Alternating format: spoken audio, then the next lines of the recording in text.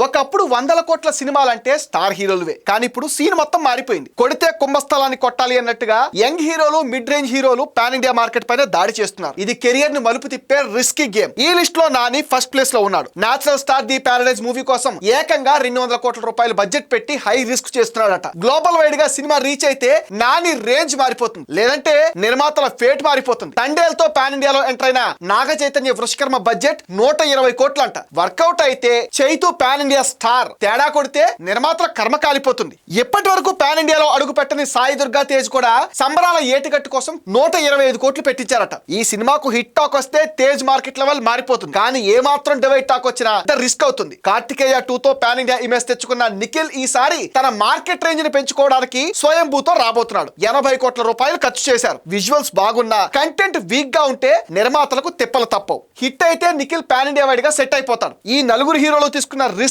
టాలీవుడ్ స్టామినాను మరోసారి ప్రూవ్ చేయడానికి రెడీ అవుతున్నాయి.